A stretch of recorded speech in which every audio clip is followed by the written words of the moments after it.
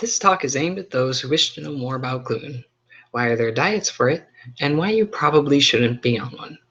5 years ago, if you asked someone what gluten was, they'd probably give you a funny look and guess it was a type of glue that was 10 times more potent. However, nowadays it's become a hot word, serendipitous with Ebola and all natural. Gluten is almost always reflected in a native light. But what is gluten exactly? Gluten is the main structural protein complex of wheat, barley, rye, and triticale, a cross between wheat and rye. So it's protein, one of those vital things your body needs to function, found in almost all cereals and carbohydrates. So now we come to the question of, is it good for you? Or if it's good for you, why is it so vital for your body to be growing? Or if it's so vital for your body to, someone just walked in, so good for you and vital for your body and growing, functioning, and properly, why is it illuminated in such a disdaining light? Well, there is a very small portion of the population that needs to have a gluten-free diet. These peoples are ones with celiac disease, wheat allergies, or gluten sensitivity. People with celiac disease basically have an immune system reacting to gluten, meaning that when it hits your small intestine, it activates the immune system to try and fix a problem, but it does more harm than good.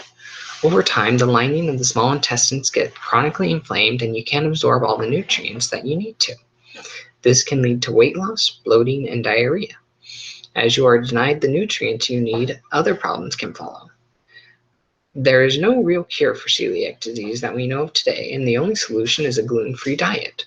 When on this diet, a person will start to feel better pretty quickly, but it could take years for the small intestine to truly heal.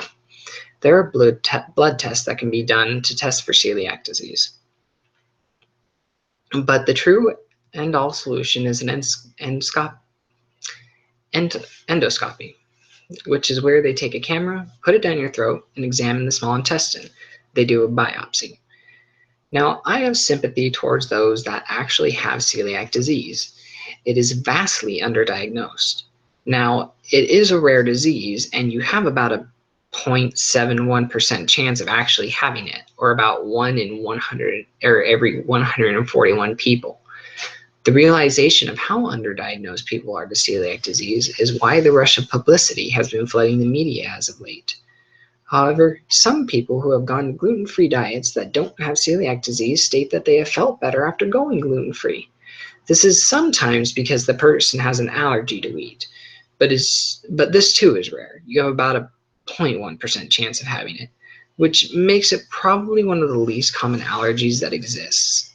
In addition, a lot of those numbers come from statistics with children who may end up outgrowing the allergy as they become older. However, if you do have it, you will experience some symptoms such as hives, skin rash, vomiting, diarrhea, stuffy or runny nose, sneezing, asthma, and anaphylactics.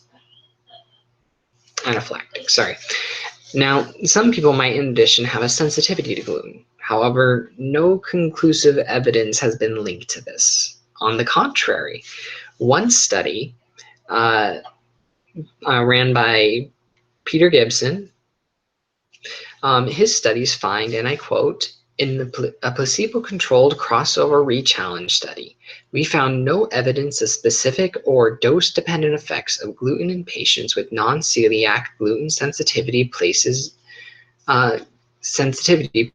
diets low on the FODMAPs. In other words, the gluten-free diet made no difference. Now, this isn't inconclusive as to showing that gluten sensitivity doesn't exist. It might exist, just like aliens might exist. But if it does, it's probably super rare, and we don't even know what your symptoms would be.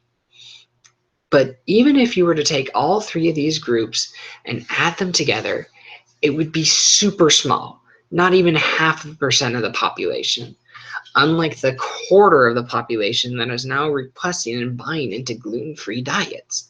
So why do so many people claim to feel better on these diets or to lose weight or whatever?